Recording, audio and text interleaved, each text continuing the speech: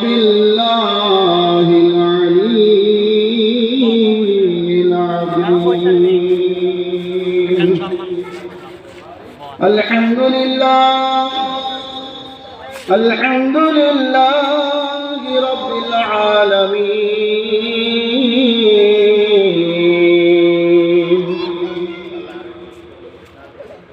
والعاقبة للمتقين،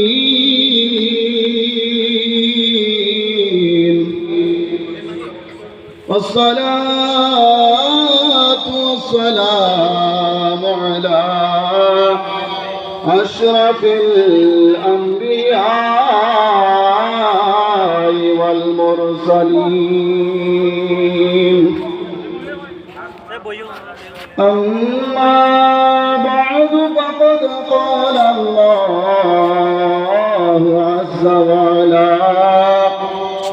في شأن حبيبي آمرا ومخبرا: إن الله وملائكته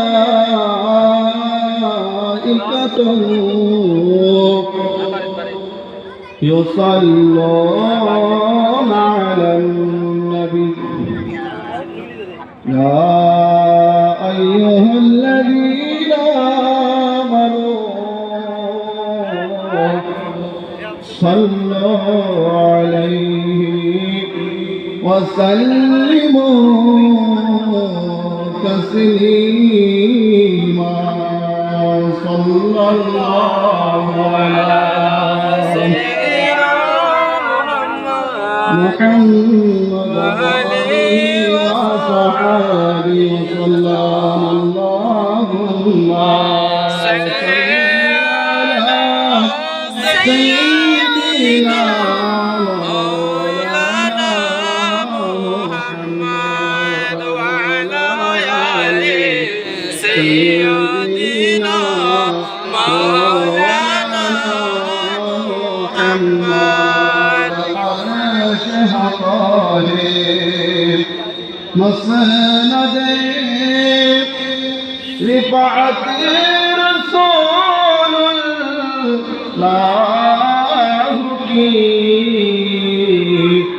دیکھنی ہے حشر میں عزت رسول اللہ کی.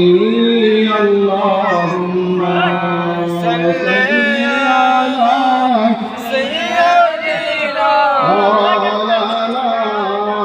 محمد وعلى آل سيدنا مولانا محمد. لا برا بالعرش جس کو جو ملا سے ملا بتیتے ہیں کونین میں نعمت رسول اللہ کی. اللہم صل علی سیدنا مولانا محمد وعلى آل سيدنا مولانا محمد. بسم الله الرحمن الرحيم. 4 أشهر وعشرا. صدق الله المولانا العظيم وبلغنا رسوله النبي الحبيب الأمين اللطيف الكريم. مولاي صل وسلم وبارك عليه.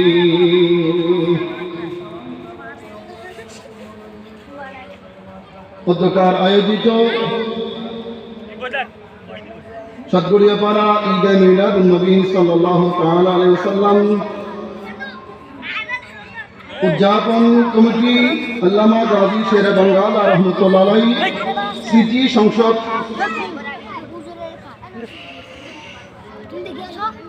সকল সদস্যদের তথা এলাকাবাসীর যত ব্যবস্থাপনায় আয়োজিত পবিত্র মেহরাজুন নবী সাল্লাল্লাহু তাআলা আলাইহি ওয়াসাল্লাম উদযাপন খাজা গরিব নওয়াজ রহমতুল্লাহ আলাইহি ইমাম শের বাঙ্গাল রহমতুল্লাহ আলাইহি সহ উনাদের উরুস পাক উপলক্ষে 15তম আজিমুশ শান জশ্নে ঈদে মিলাদুন নবী প্রত্যেকে বরং সাল্লাল্লাহু তাআলা আলাইহি ওয়াসাল্লাম সদর জলসা শ্রদ্ধাভাজন সভাপতি হযরতুল আলহাজ আল্লামা শাহ মাওলানা নূর মোহাম্মদ সাহেব অপরাপর উলামায়ে কেরাম বিশিষ্ট আলেমে দ্বীনগণ আমি নাম বলছি না সংক্ষেপে দু এক কলমা খুবই গুরুত্বপূর্ণ দু একটি কথা বলার চেষ্টা করব আজকে মাহফিলের প্রধান আলোচক বিশেষ আলোচক এবং শ্রবণরত ওয়াজ ও নসিহত শ্রবণের জন্য আসা আমার যুবক ভাইয়েরা ছোট বড় ভাইয়েরা এবং পর্দার আড়ালে ওয়াজ ও নসিহত শ্রবণরত পর্দানসীন বা বোনেরা রহমানি ওয়া রাহমাতুল্লাহ আসসালামু আলাইকুম ওয়া রাহমাতুল্লাহি ওয়া বারাকাতুহু মহান আল্লাহ পাক সুবহানাহু ওয়া তাআলার দরবারে বেখত বেশুমার শুকর সুজা পেশ করছি যে আল্লাহ পাক সুবহানাহু ওয়া তাআলা আমাদেরকে পরিপূর্ণ সুস্থতার মধ্য দিয়ে তার হাবিবের মেহফিলে আসার বসার দু এক কলমা কোরআন সুন্নাহর আলোকে আলোচনা করার এবং শ্রবণ করার তৌফিক দান করেছেন। শুকরিয়া আদায়ার্থে দিল উজাড় করে বলুন আলহামদুলিল্লাহ। আবারও বলুন আলহামদুলিল্লাহ। এবং সাথে সাথে সেই মহান জাতে পাকের দরবারে অসংখ্য গণিত দরুদ এবং সালামের মাসনামা পেশ করার পর আপনাদের শুকরিয়া জ্ঞাপন করছি। আপনারা যারা এসেছেন কিংবা আসার পথে আছেন, আল্লাহ পাক সুবহানাহু ওয়া তাআলা প্রত্যেকের আশা এবং যাওয়াকে কবুল এবং মঞ্জুর করুন বলুন আমিন। সম্মানিত উপস্থিতি, আমি খুতবা এবং উলামায়ে কেরামের নাম প্রত্যেকের নাম নেওয়া একটা সময়ের ব্যাপার আছে, সেজন্য নামও নিই নাই, খুতবাকেও দীর্ঘ করে নাই, সংক্ষেপ খুবই গুরুত্বপূর্ণ দু এক কলমা বলে আজকের মতো বিদায় নেওয়ার চেষ্টা করব। আল্লাহ পাক সুবহানাহু ওয়া তাআলা আমাদেরকে শ্রবণ করে আমল করার তৌফিক দান করুন। আবার বলুন আমিন। আমি কালামে মজিদের একটি আয়াতে কারিমার অংশবিশেষ তিলাওয়াত করেছি। মহান আল্লাহ পাক সুবহানাহু ওয়া তাআলা ইরশাদ ফরমাতেন, আমি আল্লাহ পাক সুবহানাহু ওয়া তাআলা যেই দিন থেকে আসমান এবং জমিনকে সৃষ্টি করেছি, ওই দিন থেকে 12টি মাসের মধ্যে অন্যতম 4টি হারাম মাস আমি আল্লাহ দিয়েছি বান্দার ইবাদতের জন্য, বান্দার রিয়াজতের জন্য, বান্দার আল্লাহ প্রদত্ত যে নিয়ামত আছে নিয়ামত ভোগের জন্য, বান্দা এক কথায় আল্লাহর নৈকট্যবাদন হওয়ার জন্য, আল্লাহর প্রিয়ভাজন বলার জন্য এই মাসগুলোকে হারাম মাস বলা হয়। এই হারাম মাসের মধ্যে অন্যতম মাস হচ্ছে মাহে রজবুল মুরাজ্জব। যে রজবুল মুরাজ্জব শরীফের প্রথম তারিখ, প্রথম রাত দো জাহানের বাদশা নবী মেরাজের দুলহা নবী নবী মুহাম্মদুর রাসূলুল্লাহ প্রত্যেকে বলুন সাল্লাল্লাহু তাআলা আলাইহি ওয়াসাল্লামের নূর মুবারক বাবা খাজা আব্দুল্লাহ থেকে ট্রান্সফার হয়ে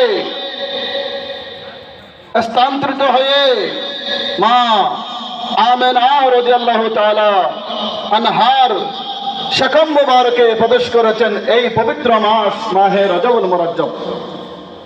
এই মাসের মধ্যে অসংখ্য গণিত আল্লাহর নিয়ামত রয়েছে, তোর মধ্যে অন্যতম বিশেষ নিয়ামতের নাম হচ্ছে লাইলাতুল মিরাজ। জোরে বলুন সুবহানাল্লাহ, সুবহানাল্লাহ। এমন সময়ে আমাদের মাহফিল আয়োজন হয়েছে, এমন সময়ে আমরা উপস্থিত হয়েছি যে রাত হচ্ছে লাইলাতুল মিরাজের রাত। বলুন সুবহানাল্লাহ, সুবহানাল্লাহ। সুতরাং মেরাজের আলোচনা উলামায়ে কেরামের জবানে আপনারা শ্রবণ করে থাকবেন। আল্লাহ পাক সুবহানাহু ওয়া তাআলা উলামায়ে কেরামের জবান থেকে হেদায়েতের বাণী বের করে আমাদের প্রত্যেককে হেদায়েতের রাস্তা দেখিয়ে হেদায়েতের পথে পরিচালিত হওয়ার থাকার তৌফিক দান করুন। বলুন আমিন। আমি কিছু গুরুত্বপূর্ণ বিষয়ের কথা বলে শেষ করে দিব। যেহেতু বর্তমান প্রেক্ষাপট, বর্তমান অবস্থা এটা এমন নয় যে কানে আঙ্গুল দিয়ে সুর লাগিয়ে শুরুতে আধা ঘন্টা শেষে আধা ঘন্টা দরুদ শরীফ পড়তে পারে, কিচ্ছা কাহিনী বলতে পারে, হেকায়ত বানায় বানায় বলতে পারে, মিথ্যা মিথ্যা বলতে পারে। ওনার মাহফিলে ওনাদের কাছে শ্রোতা হয়, মানুষ আসে, ওনাদের কথাগুলো শ্রবণ করে। আর যারা কোরআন সুন্নাহর আলোকে আলোচনা করে, কোরআন এবং হাদিসকে আলোচনা করে, তাদের আলোচনা এখন মানুষ শ্রবণ করে না। আর তাদেরকে মানুষ দাওয়াতও দেয় না, তাদেরকে মানুষ পাত্তাও দেয় না, তাদেরকে মানুষ গণনার মধ্যেও রাখে না, সম্মানও করে না। বলুন নাউযুবিল্লাহ, নাউযুবিল্লাহ। এটা কিয়ামতের অন্যতম একটি আলামত। মানুষ চাকচিক্য নয়, জিনাতুদ দুনিয়া, এটার মধ্যে মানুষ ডুবে যাবে, এটার মধ্যে মানুষ পাগল হয়ে যাবে। মানুষ তার আসল জিনিসটা প্রকাশ করবে না, করবে না। যদি আমি কোনো বিরোধ করি না, আমার সাথে যারা আছেন আপনারা মতে আমি কথা বলি অন্তর্গত সেটা চেষ্টা করি পুরানো মানুষের মধ্যে থেকে আলোচনা করে নিজে এতটুকু ক্ষুদ্র ব্যক্তি ক্ষুদ্র এলামে রিসার্চ করে গবেষণা করে আপনাদের সম্মুখে তুলে ধরা যেন নির্মলভাবে যেন একটা বলতে পারি, আপনারাও যারা শ্রবণ করে আমল করতে পারেন সেগুলো চেষ্টা করি। এই রেখে আজকে ইনশাআল্লাহ যে কর্মা ধারাবাহিকভাবে বলার চেষ্টা করব। যেমন আমি একটি খুবই গুরুত্বপূর্ণ বিষয়ের নোট করেছি, অনেক কষ্ট করে তার সংখ্যার ফজিলত প্রভাবক বর্ণনা কিতাবের মধ্যে এসেছে। এই চার সংখ্যার